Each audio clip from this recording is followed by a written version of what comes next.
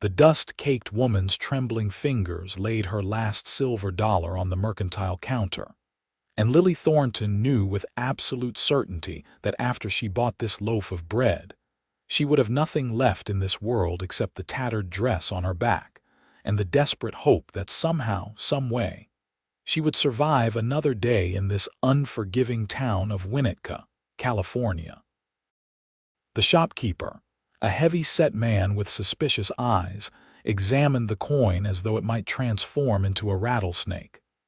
"That will do for the bread, miss, but you still owe me for the supplies your father took on credit 2 weeks back. $3.40. Lily's heart plummeted into her worn boots. "My father is dead, sir. He passed from fever 5 days ago. I did not know about any debt. Dead or not, somebody's got to pay." The shopkeeper crossed his thick arms. "I run a business here, not a charity house." The late afternoon sun of 1882 filtered through the grimy window, casting long shadows across the wooden floor. Lily felt every eye in the small mercantile turn toward her. An older woman clutched her basket tighter, as though poverty might be contagious. A young boy stared with wide, curious eyes until his mother pulled him away. "Please," Lily said, hating the quiver in her voice but unable to stop it. "I have been looking for work since my father died. I can clean, I can cook, I can sew. Once I find employment, I will repay every cent." "Words do not pay bills, miss." The shopkeeper reached for the bread. "No money, no goods." Lily's hand shot out, pressing against the wrapped loaf. She had not eaten in 2 days. The gnawing emptiness in her stomach had become a constant companion, and the thought of walking away from this bread, from this last chance at a meal, made her vision swim. "I gave you my last dollar, and it is not enough." A voice cut through the tension, smooth and steady like creek water over stones. "How much does the lady owe?" Lily turned. The man standing just inside the doorway was tall, with broad shoulders that filled out his dusty trail coat. His dark hair touched his collar, and beneath the shadow of his hat brim, his eyes were the color of aged whiskey. He could not have been much older than her own 21 years, perhaps 25 at most.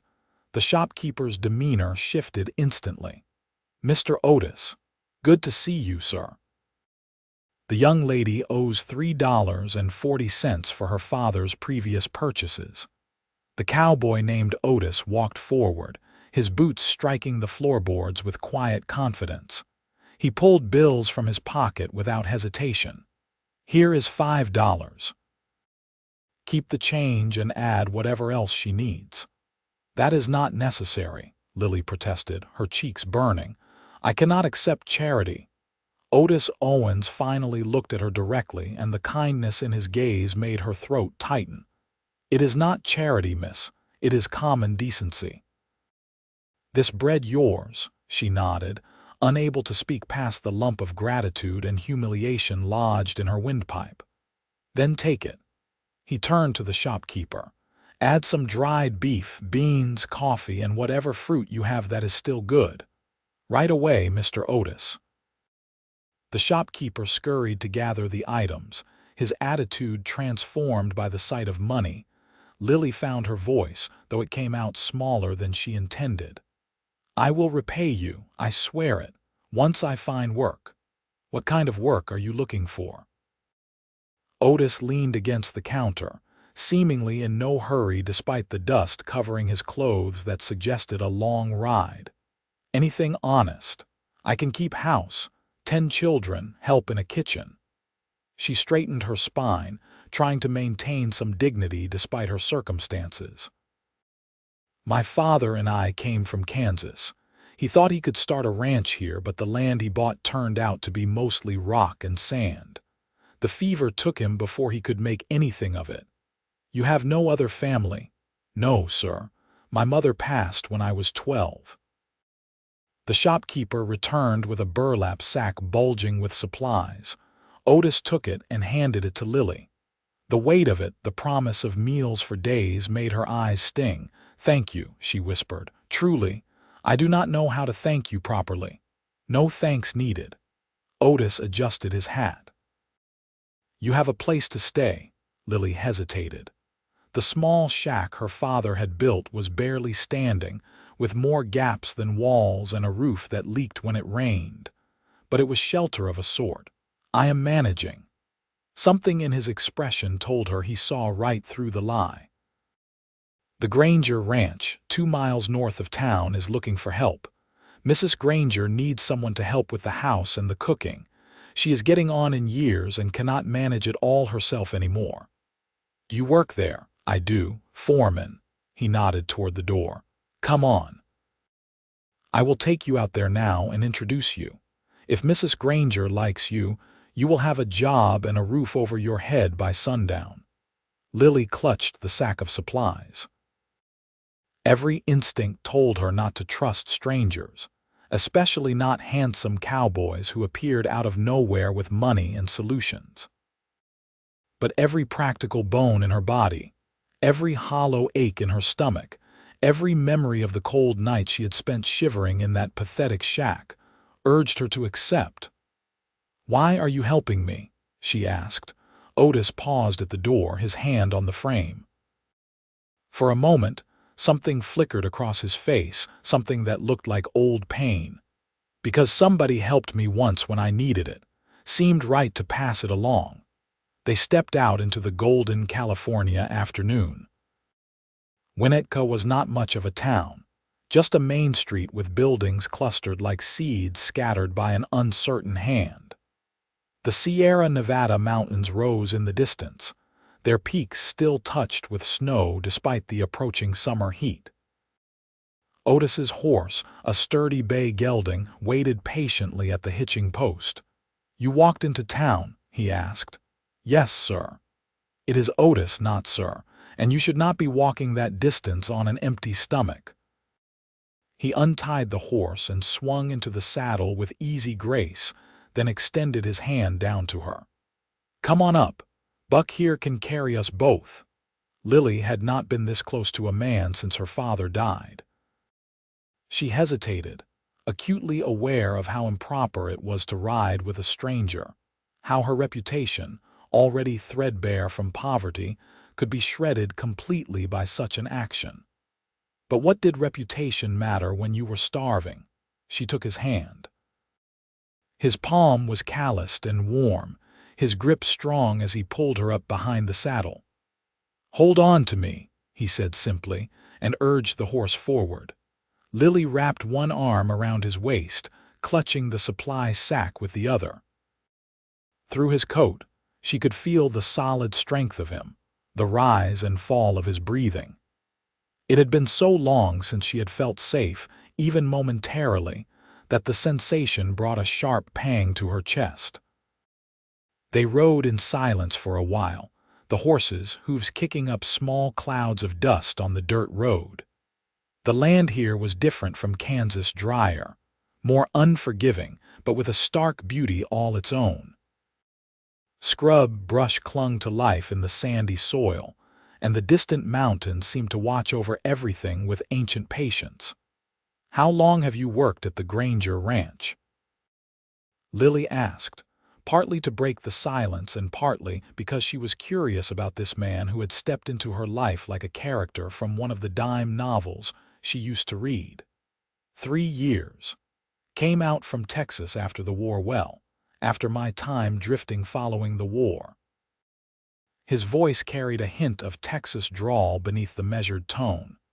Mr. Granger was looking for someone who knew cattle and horses. I knew both. You fought in the war. Lily did quick calculations. The war between the states had ended 17 years ago. Too young for that. I was born in '63, right in the thick of it. My brother fought, though, did not come back. He said it matter-of-factly, but Lily heard the old grief beneath the words, I am sorry. It was a long time ago. He guided the horse around a deep rut in the road. What about you? What was Kansas like? Green, Lily said, and was surprised by the longing in her own voice. So green compared to this. We had a farm outside of Lawrence. When my mother died, my father could not bear to stay. Too many memories. He heard about opportunities in California, about land for the taking. He did not realize how hard it would be. Most people do not, Otis said. They think the West is all gold and glory. Reality is a harder teacher. The Granger ranch appeared as they crested a low hill. It was more substantial than Lily had expected, a sprawling house with a proper porch, several outbuildings, corrals, and a large barn. Cattle dotted the hillsides in the distance, dark shapes against the golden grass. "It is big," she breathed. "Mr. Granger built it up from nothing over 20 years. He is a tough old bird, fair but firm. Mrs. Granger is the heart of the place, though. If she likes you, you will be fine." They rode into the yard, and several ranch hands looked up from their work. A young man mucking out a stall raised a hand in greeting. "Otis, thought you were staying in town tonight. Change of plans, Billy." Otis dismounted, then helped Lily down. His hands on her waist were brief but steady, and Lily found herself noticing details she had no business noticing: the way his eyes crinkled slightly at the corners, the small scar on his jaw, the capable way he moved. An older woman emerged from the house, wiping her hands on her apron. She was perhaps 60, with silver-streaked hair pulled back in a bun and sharp blue eyes that missed nothing. "Otis, who is this?" "Mrs. Granger, this is Miss Lily Thornton. Her father passed recently and she is looking for work. I thought of you right away." Mrs. Granger studied Lily with the assessing gaze of someone who had seen much of life. Lily fought the urge to fidget under that scrutiny, instead meeting the older woman's eyes directly. "Can you cook?" Mrs. Granger asked. "Yes, madam. I have been cooking since I was tall enough to reach the stove." "Can you follow instructions without a lot of fuss?" "Yes, madam." "Are you going to cause trouble with my ranch hands?" Lily blinked at that. "No, madam. I am looking for honest work, nothing more."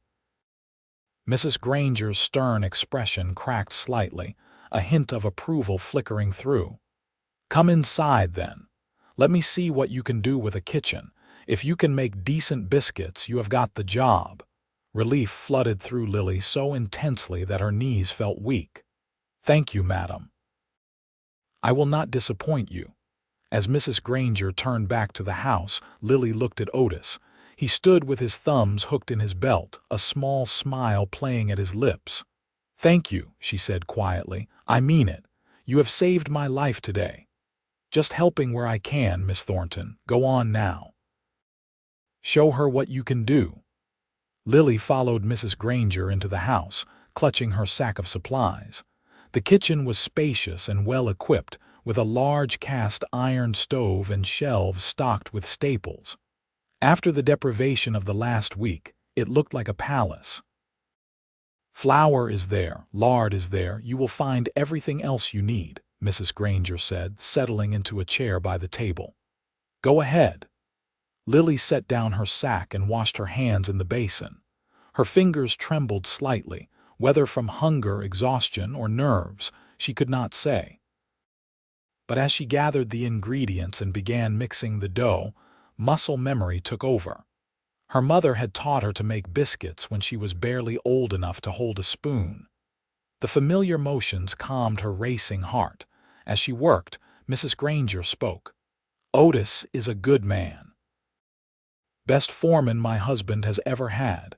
If he brought you here, he saw something worth helping in you." "He is very kind," Lily said carefully, cutting the biscuits with the rim of a glass. "Kind, yes, but not stupid. He does not waste time on lost causes." Mrs. Granger's voice was matter-of-fact. "My husband and I have 3 daughters, all married and moved away now. This house feels too empty sometimes. If you work out, you will have a room upstairs, meals and wages. $4 a week. $4. It was not a fortune, but it was survival. It was hope." "That is very generous, madam." "It is fair, not generous. I expect fair work in return." But her tone had softened slightly. The biscuits went into the oven and Lily cleaned up her workspace. The smell of baking bread filled the kitchen, warm and comforting. When she pulled them out, golden and perfect, Mrs. Granger took one, broke it open, and tasted it. A long moment passed. Then the older woman nodded. "You will do. Welcome to Granger Ranch, Miss Thornton." That night, Lily lay in a real bed for the first time in a week, in a small but clean room under the eaves of the ranch house. Her stomach was full. Mrs. Granger had insisted she eat a proper supper before retiring. Through the window, she could see the vast California sky, scattered with more stars than seemed possible. She thought about the cowboy who had paid her debt. Otis Owens, with his quiet strength and his weathered kindness. She owed him money, yes, but she sensed she might owe him something more profound than dollars and cents. He had given her back her future. Tomorrow she would begin repaying that debt. But tonight, for the first time since her father died, she let herself cry not from despair, but from relief. The next morning arrived with a rooster's crow and the golden light of dawn. Lily woke disoriented for a moment, expecting the drafty shack and the gnawing fear. Instead, she found herself in a comfortable bed with a quilt that smelled of lavender. Reality settled over her like a blessing. She dressed quickly in her only other dress, which was hardly better than the one she had worn yesterday, but at least cleaner. In the kitchen, she found Mrs. Granger already up, stoking the fire in the stove. "Good, you are an early riser," the older woman said approvingly. "The men eat breakfast at 6. That gives us about 45 minutes to prepare eggs, bacon, potatoes, and more of those biscuits. Think you can manage?" "Yes, madam." Lily tied on the apron Mrs. Granger offered and got to work. The kitchen became a flurry of organized activity.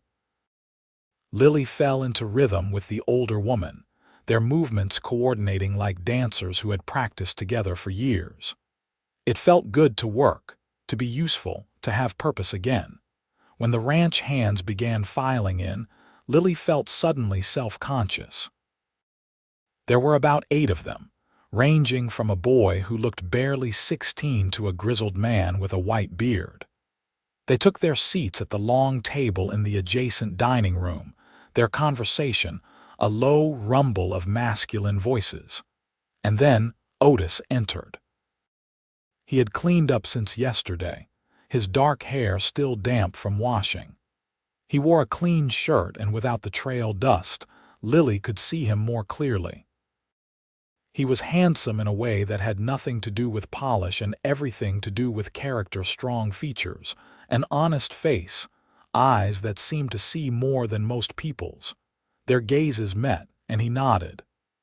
"Miss Thornton, Mr. Owens." She focused on the skillet, determined not to burn the eggs because she was distracted by a man. The breakfast passed in a blur of serving and clearing. The ranch hands ate like men who worked hard, efficiently and appreciatively.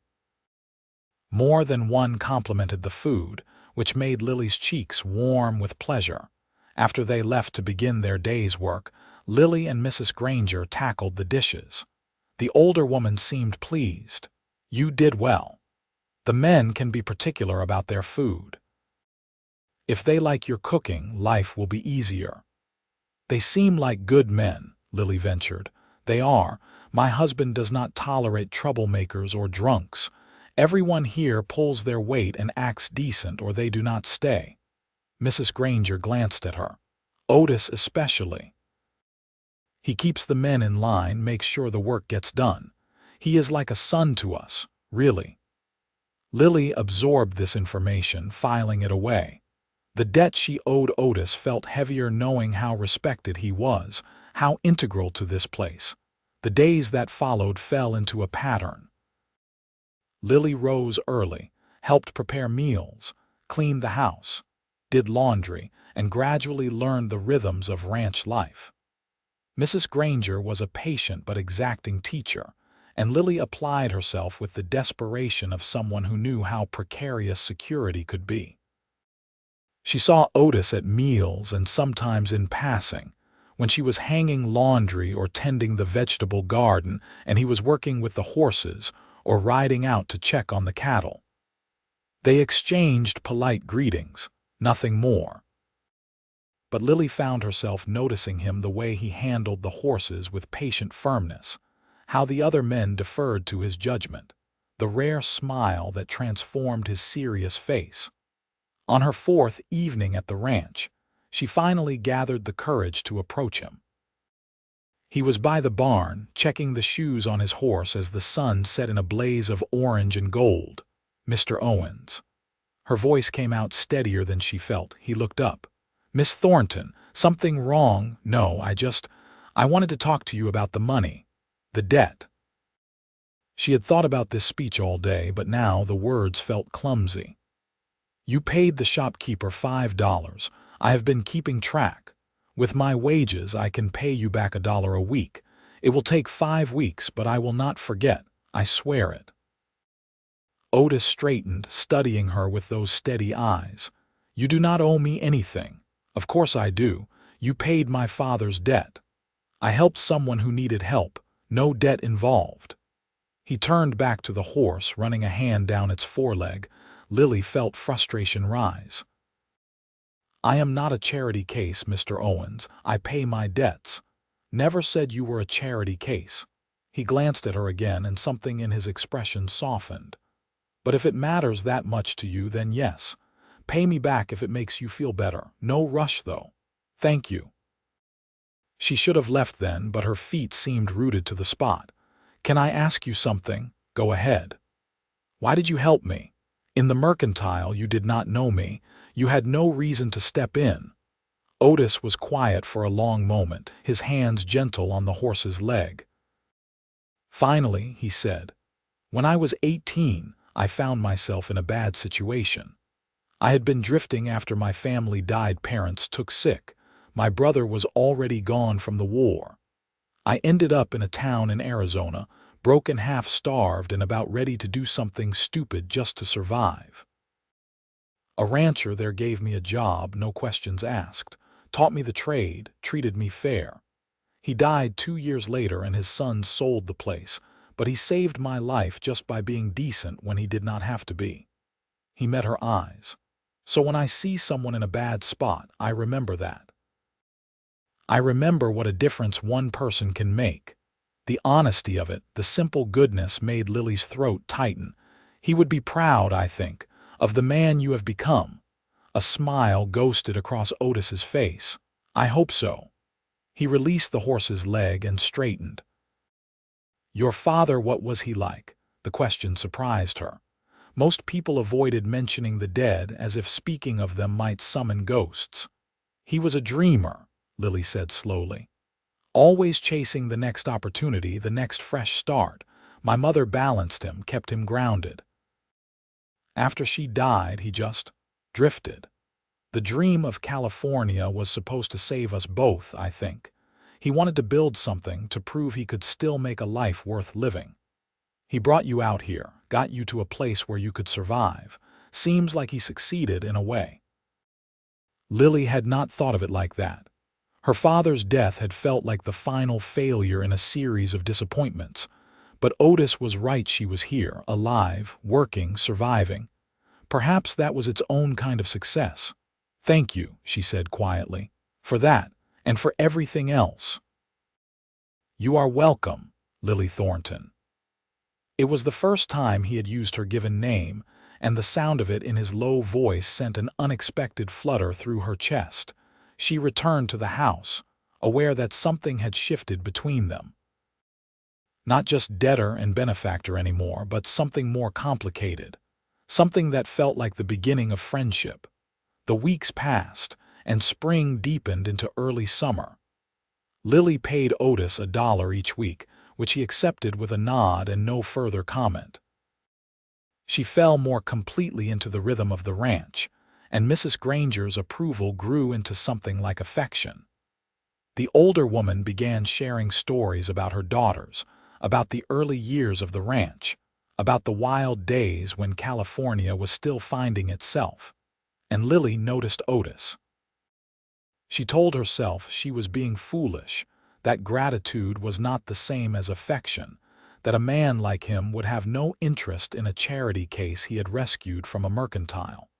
But her heart did not listen to logic. It noticed the way he always thanked her for meals, the way he helped Mrs. Granger carry heavy items without being asked, the way he was patient with the youngest ranch hand, teaching him the skills he would need. One evening in late June, a traveling preacher came through and the Grangers hosted a gathering. Ranch families from miles around came for an outdoor service and a potluck supper. Lily worked alongside Mrs. Granger to prepare food, and the yard filled with people, laughter, and the sound of fiddle music as the sun set. Lily stood at the edge of the gathering, watching the dancing. She had been so isolated the last few months, first caring for her dying father and then struggling to survive alone, that she had forgotten what community felt like. The sight of it made her feel both comforted and lonely. "You should dance," a voice said beside her. She turned. Otis stood there, hat in hand, looking almost nervous. "I do not really know anyone," she said. "You know me." He extended his hand. "Dance with me." Her heart kicked against her ribs. "I am not very good. Neither am I. We will muddle through together." She took his hand, and he led her into the space where couples were spinning to the fiddle's lively tune. He placed one hand at her waist, held her other hand in his, and they began to move. He was right, he was not a polished dancer. But he was confident, leading her through the steps with the same calm competence he brought to everything. "You are settling in well," he said as they turned. "Mrs. Granger talks about you like you are her fourth daughter. She has been kind to me. All of you have." Lily was acutely aware of his hand on her waist, the warmth of it through the fabric of her dress. "I was so lost when I came here. I did not think I would survive, honestly. But you are." His eyes held hers. "Surviving, more than that, thriving, because of you, because of your own strength. I just opened a door. You walked through it." The music swirled around them, and Lily felt something crack open in her chest. This man, this good, steady man, saw her, not as a victim or a burden, but as someone capable and strong. When had anyone last seen her that way? The dance ended, and they stood there for a moment, hands still joined, before the spell broke and they stepped apart. "Thank you," Lily said softly. "Anytime." Otis's voice was rougher than usual. He cleared his throat. "I should check on the horses." He left, and Lily watched him go, her hand still tingling from his touch. Mrs. Granger appeared at her elbow. "That boy is smitten with you," Lily startled. "What? No, he is just being kind. I have known Otis for 3 years. I have seen women try to catch his eye at every church social and town gathering. He is always polite and always uninterested." The older woman smiled. "Until now. You are imagining things," Lily protested, but her heart was racing. "Am I?" Mrs. Granger patted her arm. "Just do not make him wait too long. Good men do not come along every day." That night, Lily lay awake, replaying the dance, the feel of Otis's hand in hers, the way he had looked at her. Did she care for him? The question seemed almost absurd. Of course she cared for him, he had saved her life.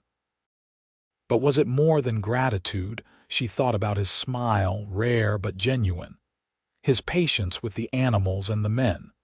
The way he listened when she talked, really listened as if her words mattered. The quiet strength that emanated from him like heat from a banked fire. Yes, she realized. It was more than gratitude. Somewhere in the last weeks, she had begun to fall for the cowboy who had paid her debt, but what could she offer him? She was still paying back the $5.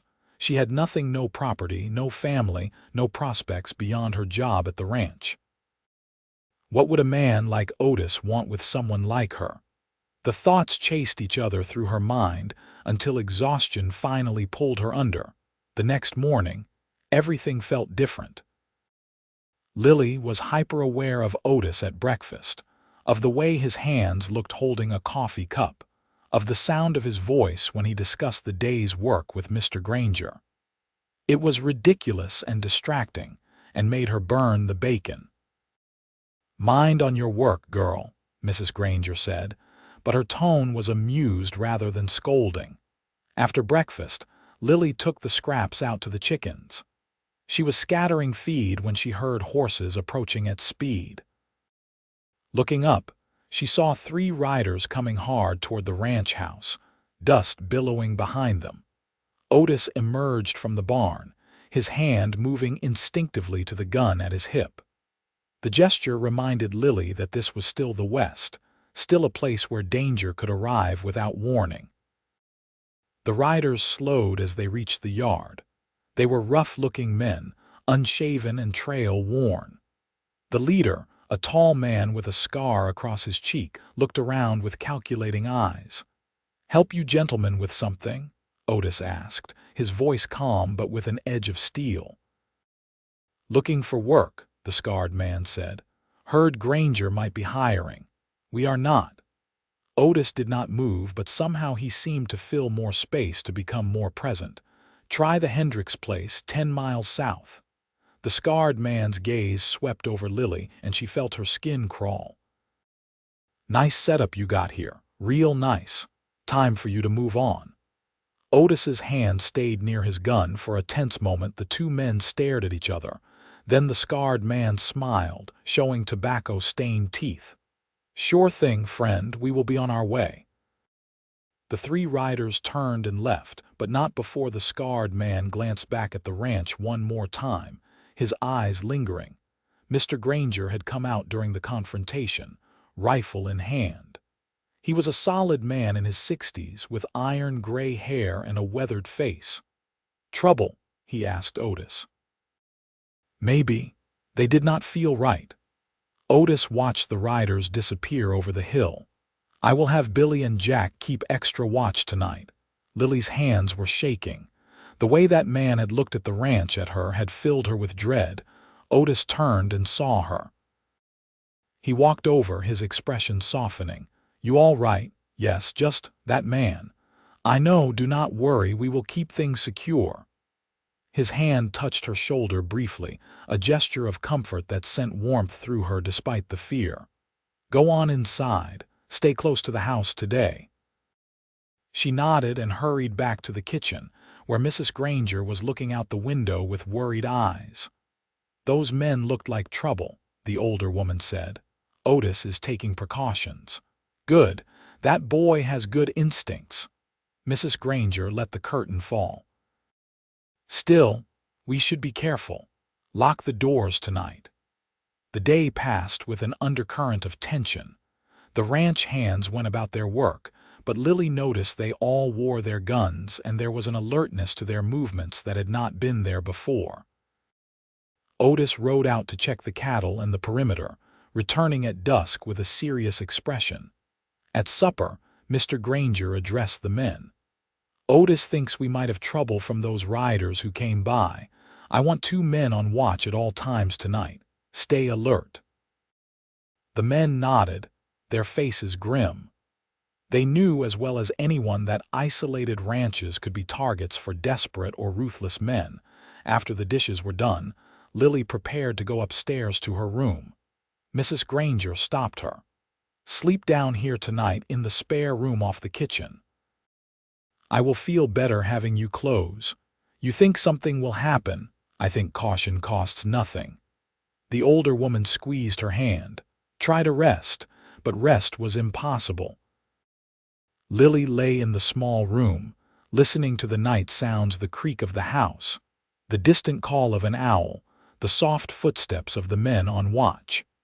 She thought about Otis out there in the dark, protecting them all, and fear for his safety mixed with her fear for everyone else. The attack came just after midnight. Lily woke to gunshots and shouting. She bolted upright, heart hammering, as Mrs. Granger appeared in the doorway with a lamp. "Stay here," the older woman commanded, but Lily was already pulling on her dress. More shots, closer now. The sound of breaking glass. Men shouting. Lily ran to the kitchen window and saw figures moving in the darkness, the scarred man and his companions, along with several others. They were trying to break into the barn, likely after the horses and whatever valuables they thought the ranch held. But the ranch hands were ready.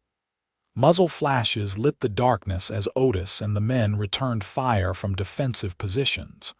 The raiders had expected an easy target. Instead, they found organized resistance. "Get away from the window," Mrs. Granger hissed, pulling Lily back. A raider burst through the kitchen door, having circled around the back. He was wild-eyed and armed, and he grabbed for Lily. She screamed and fought, and suddenly Mrs. Granger was there with a cast-iron skillet, swinging it with surprising force into the man's head. He dropped like a stone. "That is for breaking into my house," the older woman said fiercely. Outside, the gunfire was dying down. Lily heard Otis shouting orders, and then the sound of retreating horses. Silence fell, broken only by heavy breathing and the groan of a wounded man. Lily ran to the door. Dawn was just beginning to lighten the sky, and she could see the yard littered with debris. 2 raiders lay unmoving. Another was clutching his leg, cursing. The ranch hands were emerging from cover, checking each other for injuries. "Otis," Lily breathed, and then she was running, propriety forgotten, searching desperately for him. She found him by the barn, leaning against the wall, his hand pressed to his side. Blood seeped between his fingers. "No," she cried, reaching him. "You are hurt." "Just a graze," he said, but his face was pale. "The others?" "I do not know. We need to get you inside. You are bleeding." "The men, Billy," Lily shouted to the young ranch hand running past. "Mr. Owens is hurt. Help me get him to the house." Between them, they got Otis inside and into a chair. Mrs. Granger took one look and started barking orders. "Lily, get the medical kit, hot water and clean towels. Move." Lily moved, her hands shaking but her mind focused. She had nursed her father through his final illness. She knew something of wounds and fevers. When she returned, Mrs. Granger had removed Otis's shirt. The wound was indeed a graze, the bullet having carved a furrow along his ribs but not penetrating deeply. Still, it bled freely, and Otis's jaw was clenched against the pain. "This will hurt," Mrs. Granger warned and began cleaning the wound. Otis made no sound, but his hand gripped the chair arm hard enough to whiten his knuckles. Without thinking, Lily moved to his side and took his other hand. "Hold on to me," she said softly. His fingers wrapped around hers and his eyes met hers. In that gaze she saw pain, yes, but also something else. Something that made her breath catch. Mrs. Granger worked quickly and efficiently, cleaning and bandaging the wound. When she was done, she sat back. "You will live, but you need to rest. No riding or heavy work for at least a week." "We need to secure the ranch, make sure they are really gone," Otis protested. "Mr. Granger and the men can handle that. You need to heal." The older woman stood, giving Lily a meaningful look. "Keep him here. Do not let him do anything stupid." After she left, Lily was alone with Otis. The first rays of sunlight were filtering through the window, turning everything gold. His hand was still in hers. "Thank you," he said quietly, "for caring. Of course I care." The words came out more intensely than she intended. "You could have been killed. It is part of the job, protecting the ranch, the people here. You are always protecting everyone else. Who protects you?" Her voice cracked. Otis looked at her, really looked at her, and something in his expression shifted. "Lily," he said, and the way he said her name made her heart race. "I need to tell you something." "What?" He seemed to struggle with the words. "That day in the mercantile when I first saw you. I told you I helped you because someone helped me once. That was true, but it was not the only reason." She waited, barely breathing. You were standing there, so proud despite everything, refusing to just give up. You were fighting for every scrap of dignity, and I saw strength in you. Real strength. His thumb moved over her knuckles. And you were beautiful. Not just pretty, but beautiful in a way that made me want to know you, to hear your story, to see you smile. Otis, she whispered, I know I am just a ranch foreman. I do not have much to offer. But these weeks, watching you build a life here, seeing you laugh with Mrs. Granger, listening to you talk at supper, I have been falling for you, Lily Thornton. Hard. Tears spilled down her cheeks. I have been falling for you too. I thought it was just gratitude at first, but it is not. It is you. The way you are with everyone, the way you see the good in things, the way you make me feel safe and seen and valued. You are valued. You are more than that. He reached up with his free hand, wincing slightly at the movement, and touched her face. You are precious. She leaned down, and their lips met in a kiss that was gentle and searching and full of promise.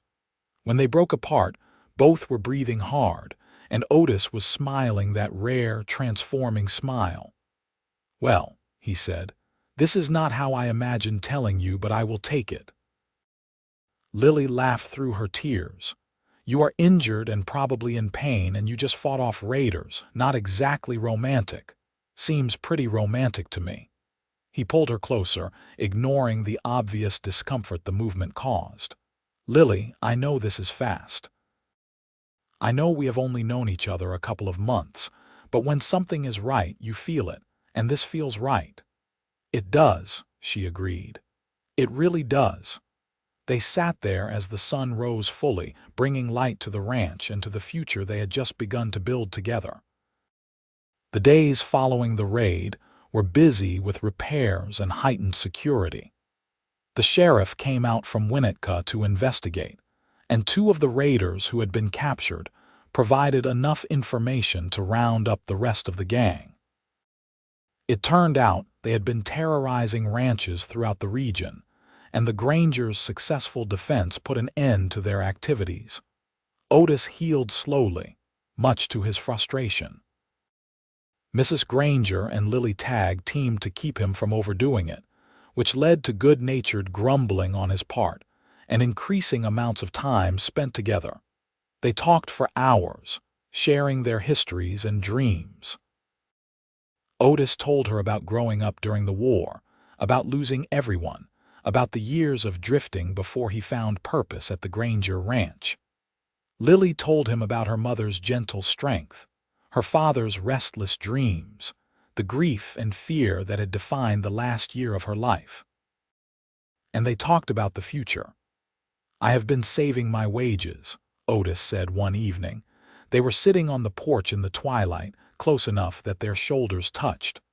I have been thinking about starting my own small spread eventually. Nothing huge, just enough to build a life on. That sounds wonderful, Lily said. Would you want that? A small ranch, hard work, nothing fancy. She turned to him. I would want anything as long as it was with you.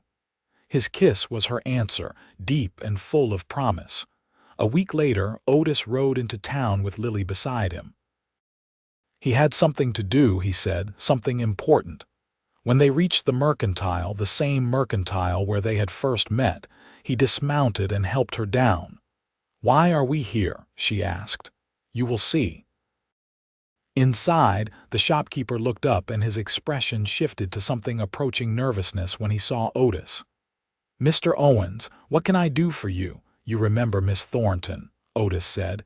It was not a question. Of course. She paid back the debt her father owed, plus the supplies I bought that day. Otis's voice was pleasant, but there was steel underneath. Which means you owe her an apology for the way you treated her. The shopkeeper's face reddened. Now, see here, an apology, Otis repeated. A sincere one.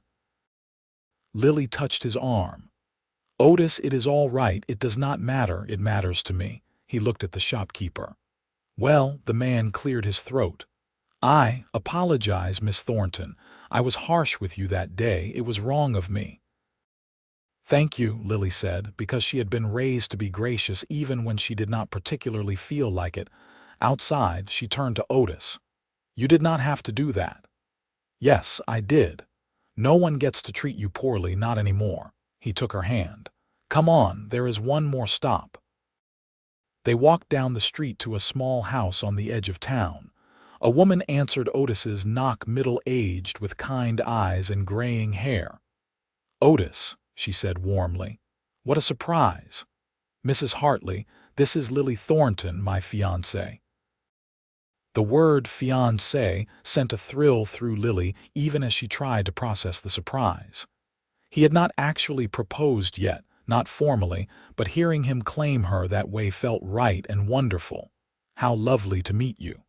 Mrs. Hartley ushered them inside. What brings you by? I was hoping you still had your mother's ring, the one you mentioned last year. Understanding dawned on the woman's face. Oh, yes, let me get it. She disappeared into another room and Lily looked at Otis. What are you doing? Something I should have done properly already. He took both her hands. Mrs. Hartley's mother was married for 53 years. When her husband died, she lived another 10 years, never remarrying. She left this ring to Mrs. Hartley, but Mrs. Hartley's marriage ended badly, and she told me once she would rather see the ring go to someone who would honor what it represented, a true and lasting love. Mrs. Hartley returned with a small velvet box. Inside was a simple gold band with a small but beautiful ruby. It is not fancy, she said, but it was worn with love for over half a century. It is perfect, Lily breathed. Otis took the ring then. To Lily's surprise and delight, he lowered himself to one knee despite the obvious discomfort it caused his still healing side. Lily Thornton, I do not have much to offer you except hard work, an honest life, and a heart that is completely and utterly yours. Will you marry me? Through happy tears, Lily said, Yes, absolutely yes. He slipped the ring on her finger. It fit perfectly and stood to kiss her to the delighted applause of Mrs. Hartley. When is the wedding? The older woman asked. Otis looked at Lily. Soon, he said. As soon as it can be arranged. They were married 3 weeks later, on a Saturday afternoon in late July. The ceremony took place at the ranch, under a clear blue sky, with the traveling preacher officiating and seemingly everyone from Winnetka and the surrounding ranches in attendance. Mrs. Granger had helped Lily make a simple but lovely dress from cream-colored fabric, and Otis wore his best suit, looking nervous and proud in equal measure. As Lily walked toward him through the gathered crowd, she thought about how far she had come. Months ago, she had been desperate and alone, trading her last dollar for bread, certain her life was ending. Now she was walking toward a future bright with promise, toward a man who loved her not for what she could offer but for who she was. Dearly beloved, the preacher began, and Lily heard nothing else but the rush of her own heart and the steady presence of Otis beside her, when the preacher said, You may kiss your bride. Otis cradled her face in his hands and kissed her with a tenderness that made her forget the watching crowd. She was his, and he was hers, and nothing else mattered. The celebration that followed was joyous. Tables laden with food covered the yard, fiddle music filled the air, and people danced as the sun set in glorious shades of orange and gold. Mr. and Mrs. Granger stood together, watching with satisfaction, and Lily realized with a rush of gratitude that they had become the parents she had lost. As night fell and the party wound down, Otis and Lily slipped away to the small cabin that Otis had been fixing up for the last few weeks. It was not far from the main ranch house, a cozy space with a bedroom, a main room with a stove, and a small porch that looked out over the valley. Welcome home, Mrs. Owens, Otis said, carrying her over the threshold. She laughed, looping her arms around his neck. Be careful with your side. I am healed enough for this. He set her down gently, and they stood in the cabin lit by lamplight, husband and wife together at last. That night, they came together with a tenderness and passion that spoke of love hard-won and deeply cherished. Afterward, they lay entwined, and Lily traced the scar on Otis's side where the bullet had grazed him. "I was so scared when I saw you were hurt," she said quietly. "I know. I was scared too, but not for myself. For you, for the Grangers, for everyone I care about." He kissed her forehead. "But we made it through. We will keep making it through whatever comes. Together," she agreed, "always together." The months that followed were busy and happy. Lily continued to help Mrs. Granger, but now she also had her own home to care for, her own husband to cook for and laugh with and love. Otis worked hard, as always, but now he came home to Lily every evening, and their little cabin became a haven of joy. In the fall, Mr. Granger made an announcement. He was getting older, he said, and he wanted to start scaling back his involvement in the daily running of the ranch. He offered to sell Otis a portion of the land at a fair price, allowing the younger man to start building his own herd while still working as foreman. "It is an opportunity," Otis told Lily that night, his eyes bright with excitement and uncertainty. "We could start to build something real, something ours, but it is a risk. It will mean taking on debt, working even harder than we do now." "We can do it," Lily said with absolute confidence. "Together, we can do anything." They took the offer, and their lives became a whirlwind of work and planning. They marked out boundaries for their section of the ranch, bought a small herd of cattle with Otis's savings, and dreamed of the future. Winter came, and with it, Lily discovered she was pregnant. She told Otis one evening as they sat by the stove, the wind howling outside but their cabin warm and snug. "I have news," she said, trying to keep her voice steady. He looked up from the ledger he was studying, where he tracked their finances with meticulous care. "Good news or bad news?" "Good." "I think good. I hope you think it is good." She took a breath. "We are going to have a baby." For a moment he just stared at her, then his face broke into the widest smile she had ever seen. "A baby, really, really? By early summer, the way I figure it." He pulled her into his arms, holding her tight. "That is more than good, Lily. That is perfect. That is everything." They told the Grangers the next day, and Mrs. Granger cried happy tears and immediately began planning, talking about cradles and baby clothes, and all the wisdom she could pass on from raising her own 3 daughters. The pregnancy was not easy. Lily was sick for the first few months, and the work of the ranch did not stop for morning sickness. But Otis was endlessly patient, taking on extra tasks without complaint, and Mrs. Granger insisted that Lily rest more. "You are growing a person," the older woman said firmly. "That is work enough." Spring arrived, bringing green grass and wildflowers and the promise of new life. The cattle thrived and Otis's small herd grew. They were not wealthy, not by any means, but they were building something solid and good. In late May, as the California sun grew hot and strong, Lily went into labor. It was long and difficult, as births often were, but Mrs. Granger attended her with the experience of someone who had borne children and helped deliver many more. Otis waited in the main room of the cabin, pacing like a caged animal, until finally, as dawn broke, a baby's cry pierced the air. Mrs. Granger appeared in the doorway, smiling. "You have a son. A healthy, strong son." Otis pushed past her, needing to see for himself. Lily lay exhausted in the bed, her hair damp with sweat, but her face glowed with joy. In her arms was a tiny bundle, and as Otis approached, she pulled back the blanket to reveal a red-faced, squalling infant. "Our son," she said softly. "Owen, I thought we could name him Owen." Otis reached out with a trembling hand to touch the baby's tiny fist. The infant's fingers wrapped around his father's finger, and Otis felt his heart crack open in a way he had never experienced. "Owen," he repeated. "Owen Owens. Hello, little man. I am your father, and I promise I will always protect you and love you and do my best to be worthy of you." The baby quieted at the sound of his voice, and Lily smiled through tears. "He knows you already." Otis bent to kiss her forehead, then her lips. "Thank you. Thank you for him, for this, for everything." The weeks after Owen's birth were a blur of sleepless nights and constant feedings, but also profound joy. Otis discovered a patience he had not known he possessed, walking the floor with his son at 3 in the morning, singing old trail songs in a low voice to soothe the baby's cries.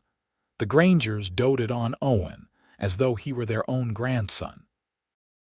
Billy and the other ranch hands took turns stopping by to meet the newest addition, bringing small gifts carved from wood or braided from leather. And Lily, despite her exhaustion, felt a happiness so complete it sometimes frightened her. She had gone from having nothing to having everything: a husband she loved, a healthy son, a home, a community. It seemed almost too good to be true. One evening, when Owen was about 2 months old and finally sleeping through most of the night, Lily and Otis sat on their porch watching the sunset. The baby was asleep in his cradle inside, and the sounds of the ranch settling for the night drifted on the warm air. "You ever think about that day in the mercantile?" Lily asked. "Sometimes," Otis admitted. "I think about how I almost did not go in. I was tired, I was dusty, I just wanted to get back to the ranch, but something made me stop." "Fate," Lily suggested, "maybe, or Providence, or just dumb luck." He took her hand. "Whatever it was, I am grateful for it. That day changed my life." "Mine too. I was so lost, Otis. I did not know how I was going to survive, and you stepped in and changed everything." "We changed everything," he corrected. "You could have given up. You could have stayed broken, but you fought your way back. You built a new life. You made yourself essential here. That was all you." "It was us," she said. "Together." He kissed her hand. "Together." The years unfolded like the pages of a cherished book. Owen grew from a baby into a toddler, then a little boy with his father's steady eyes and his mother's quick smile. He was followed by a daughter they named Rosemary, then another son they called Thomas. The small herd of cattle Otis had started with grew into something substantial. With Mr. Granger's guidance and his own hard work, Otis built a reputation as a fair and skilled rancher. When Mr. Granger fully retired at 70, he sold the rest of the ranch to Otis at a price that reflected affection more than business sense. "I want to know it is in good hands," the old man said, "and I know it will be with you." The Grangers moved to a small house in Winnetka, closer to their daughters, and though Lily missed Mrs. Granger's daily presence, she visited often. The older woman delighted in the children, and the bond between them remained strong. Lily herself thrived. She managed the household side of the ranch with the same competence she had once brought to the Granger's kitchen, but now it was her own domain. She raised her children with love and firmness, teaching them the value of hard work and kindness. And she loved her husband with a depth that only grew with time. Otis was an anchor, steady and strong, providing for his family with quiet determination. But he was also tender, especially with Lily and the children. He taught Owen to ride, held Rosemary when she cried from a scraped knee, and walked the floor with baby Thomas just as he had with his first son. On their 10th anniversary, Otis took Lily back to Winnetka, leaving the children with a trusted ranch hand and his wife. They visited the mercantile, now under new management, and then the place where they had been married. 10 years, Lily marveled. It feels like yesterday and like forever all at once. Best 10 years of my life, Otis said, and it just keeps getting better. They stood on the spot where they had exchanged vows, and Otis pulled a small package from his pocket. "I got you something." Inside was a delicate gold necklace with a small pendant shaped like a heart. "It is beautiful," Lily breathed. "Not as beautiful as you." He fastened it around her neck. "I wanted you to have something that showed how I feel. That heart is yours, Lily. It always has been, from the moment I saw you in that mercantile, too proud to give up even when everything was against you." She kissed him there in the golden afternoon light and felt the same flutter in her chest that she had felt the first time.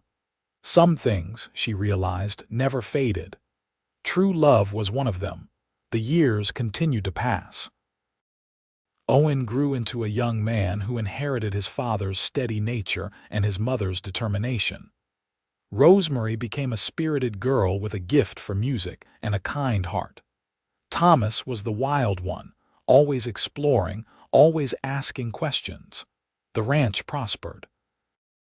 Otis's reputation grew, and the Owens Ranch became known throughout the region for quality cattle and honest dealing. They were not wealthy in the grand sense, but they were comfortable, and more importantly, they were happy. Lily sometimes thought about the girl she had been, standing in that mercantile with her last dollar, certain her life was ending. That girl could never have imagined this a ranch of her own, children she adored, a husband who loved her with unwavering devotion. It seemed like a dream, except it was real, solid, earned through hard work and sustained by love. When Lily turned 40, Mrs. Granger threw her a party at the ranch. It seemed like everyone they had ever known came: neighboring ranchers, townspeople, the grown children of friends, even Billy, now married with children of his own and working his own small spread. As the sun set and the celebration continued, Otis found Lily standing apart, watching their children dance with their cousins and friends. He wrapped his arms around her from behind, resting his chin on her shoulder. "Penny, for your thoughts, Mrs. Owens. I'm thinking about how grateful I am. For all of this, for you." She turned in his arms to face him. "You gave me my life back, Otis. That day in the mercantile, you saved me in every way a person can be saved." "You saved me too," he said quietly. "I was just going through the motions before you. Working, surviving, but not really living. You made me want more. You made me believe I deserved more. We deserved each other." She touched his face, noting the lines time had etched there, the silver beginning to thread through his dark hair. He was as handsome to her now as he had been at 25, maybe more so, because now she knew the depth of his character, the strength of his love. "We did," he agreed. "And we built something beautiful together." Their children ran up then, breathless and laughing, pulling them back into the party. Lily let herself be dragged into a dance, Otis twirling her as their children clapped and cheered. The fiddle music swirled around them, and the stars came out one by one, and Lily thought that if she could freeze a single moment to live in forever, it might be this one. But life did not work that way. Life kept moving forward, bringing new joys and new challenges. When Owen was 21, he fell in love with the daughter of a neighboring rancher, a sweet girl named Sarah with a practical nature and a ready laugh.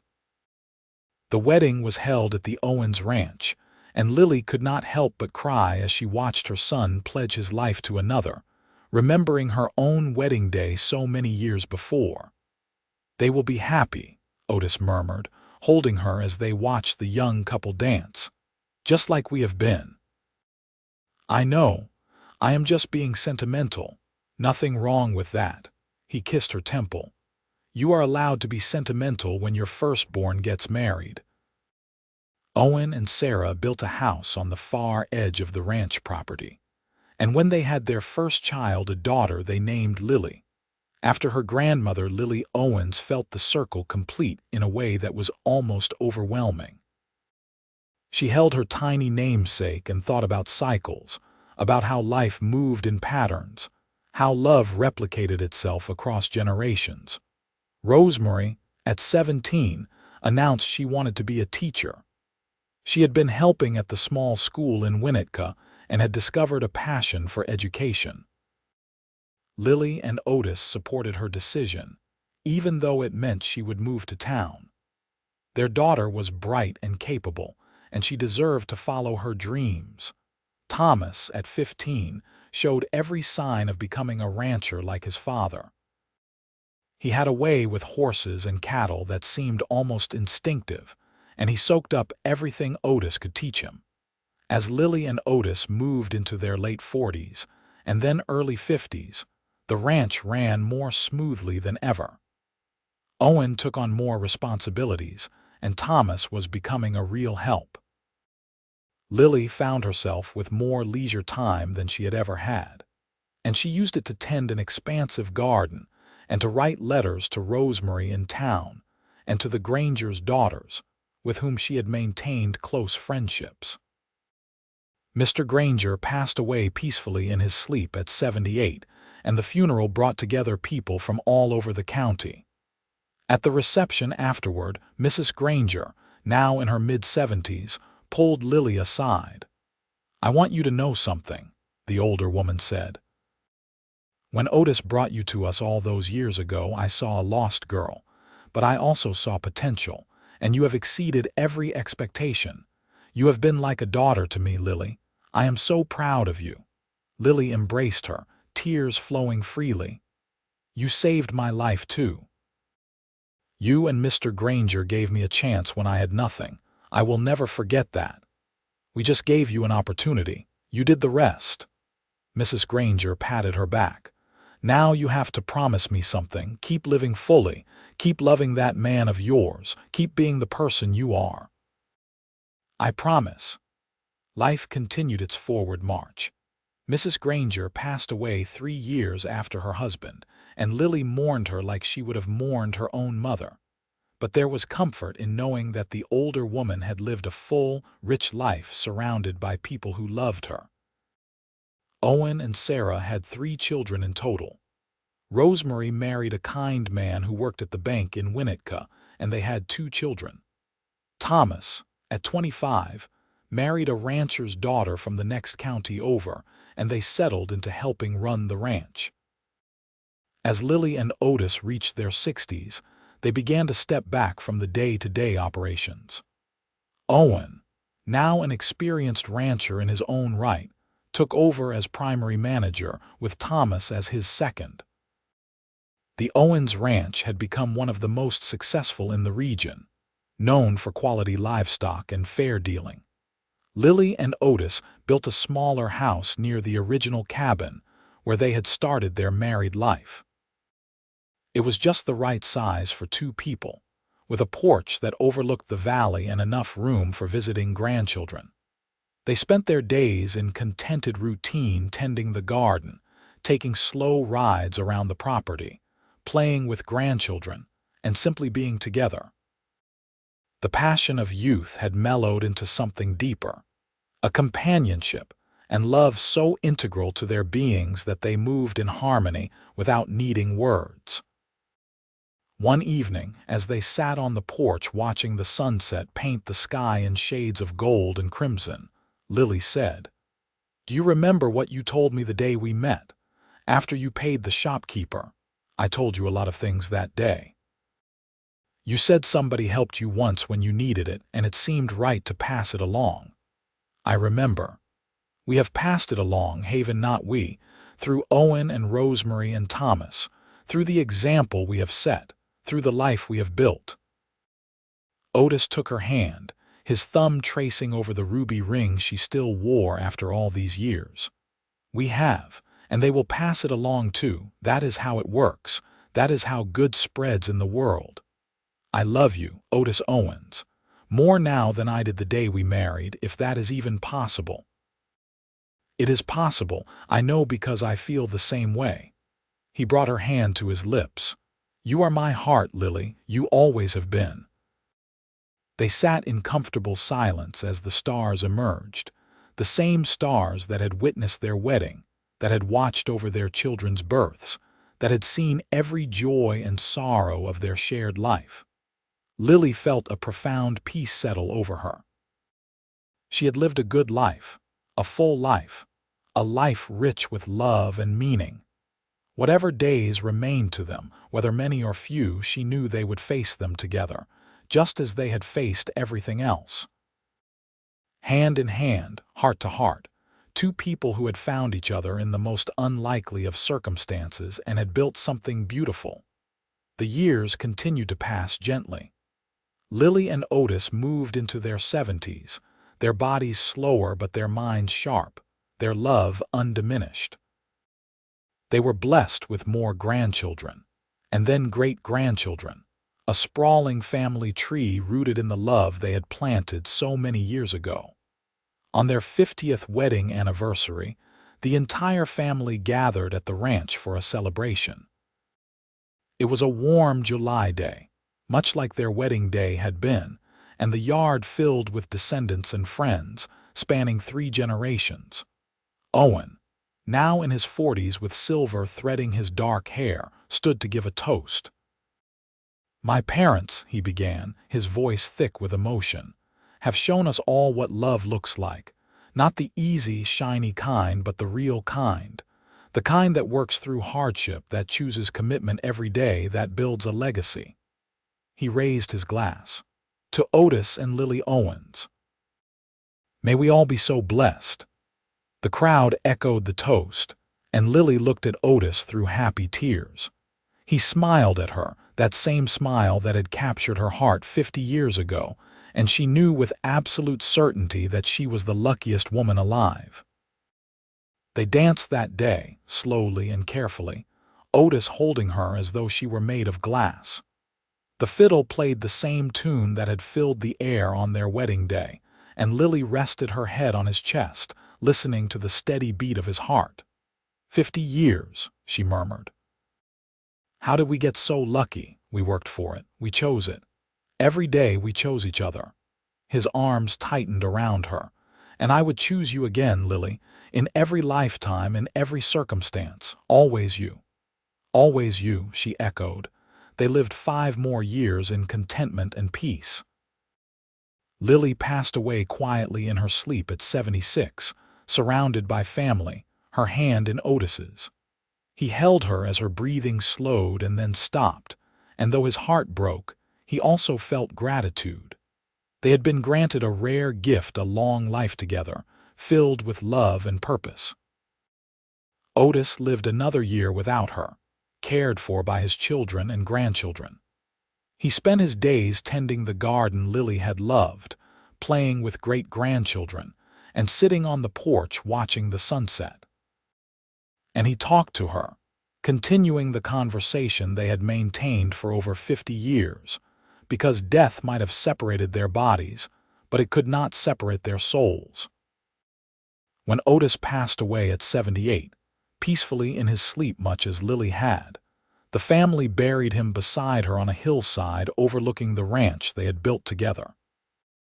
The headstone was simple: Otis Owens, 1863–1941, Lily Thornton Owens, 1861–1937, forever together, and beneath that, an inscription that Owen had chosen. She traded her last dollar for bread. He paid her debt and offered his heart too. Together they built a legacy of love. The Owens Ranch continued to thrive under Owen's management, then under his sons, passing down through generations. The story of Otis and Lily became family legend, told to children and grandchildren as an example of what love could be when it was true and deep and lasting. The small cabin where they had started their married life was preserved, turned into a family museum of sorts, filled with photographs and mementos. The ruby ring Otis had given Lily was passed down to the eldest daughter in each generation, a symbol of enduring love. And sometimes, on warm July evenings when the sunset painted the California sky in gold and crimson, people claimed they could see 2 figures on the porch of that old cabin, sitting close together, watching the stars emerge. Whether it was memory or ghost or simply the power of love echoing through time, no one could say. But it comforted those who saw it, this reminder that some loves are strong enough to transcend even death. The legacy Otis and Lily built was not just in land or cattle or wealth, though the ranch prospered. It was in the values they instilled: kindness, hard work, integrity, and above all, the willingness to help others when they were struggling. Every member of the Owens family, in their own way, tried to live up to that standard, to be the kind of person who would stop in a mercantile and help a stranger, who would see the worth in someone society had dismissed. And so the ripples spread outward, touching lives across generations, proving that one act of kindness, one moment of compassion could change not just one life but countless lives. It could build a family, a legacy, a testament to the power of love. The story of the woman who traded her last dollar for bread, and the cowboy who paid her debt and offered his heart, became more than just family history. It became a reminder that in the hardest times, humanity could shine through, that love could bloom in the most unlikely places. That two people, starting with nothing but determination and affection, could build something that would last forever. And in the end, that was the truest measure of their lives, not in the acres they owned or the cattle they raised, but in the love they shared and the example they set. They had taken desperate circumstances and transformed them into something beautiful. They had chosen each other every day, through hardship and joy, through youth and age, until death finally parted them. But even death was not the end of their story. It lived on in their descendants, in the ranch that bore their name, in the values they had instilled. It lived on in every act of kindness, every gesture of compassion, every time someone chose to help another person who was struggling. Otis Owens had paid a debt for a stranger and offered his heart. Lily Thornton had accepted both and given her own heart in return. And together, they had built not just a ranch or a family, but a legacy of love that would endure as long as there were people to remember and retell their story. It was a good life, a full life, a life that mattered. And in the end, what more could anyone ask for than that?